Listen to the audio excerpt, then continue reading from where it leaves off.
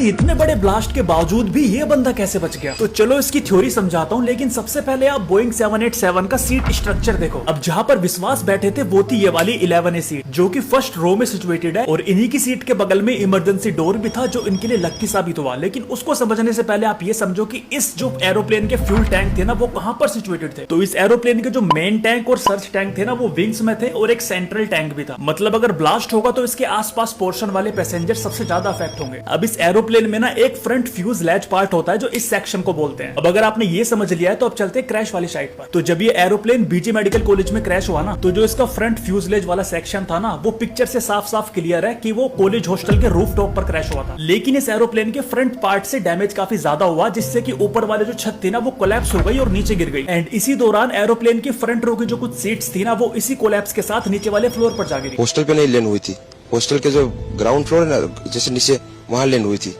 तो मुझे दूसरे के बारे में मेरे को पता नहीं, लेकिन मैं जहाँ लैंड हुआ था ना, वो नीचे की साइड थी। मतलब ये कुछ सीट आइसोलेट हो गई एरोप्लेन के मेन पोर्शन से, लेकिन इसी दौरान ऊपर वाले पोर्शन में ब्लास्ट हो चुका था। अब ये ब्लास्ट इतना हैवी था कि इसमें ऊपर बैठे लोग तो तुरंत ही मेल्ट हो गए होंगे, लेकिन नीचे वाले फ्लोर पर 11A सीट के पास विश्वास बैठे थे, जिन्होंने देखा इमरजेंसी डोर टूटा हुआ है, तो वो वहां से देखकर बाहर निकल लिए। अब इनको देखकर अदर पैसेंजर भी निकलने का ट्राई कर रहे थे, लेकिन उनके बगल में निकलने की जगह थी नहीं, क्योंकि अपोजिट साइड पे था ना, वो बिल्डिंग का वो था ना दीवार, तो उधर से कोई शायद नहीं निकल सका होगा। एंड इसी बीच में ना जो फ्लेम की लपटें थी वो नीचे तक आ गई। एंड ये 1 in a million केस था कि विश्वास कुमार के साथ जो हुआ कि वो सेफली बाहर निकल पाए। अब हो सकता है इस थ्योरी में मुझसे काफी सारी गलती हुई हो, लेकिन अगर वो थ्योरी सही है ना, तो फिर भी आपके काफी सारे क्वेश्चंस होंगे, तो आपके लिए कमेंट सेक्शन खुला है।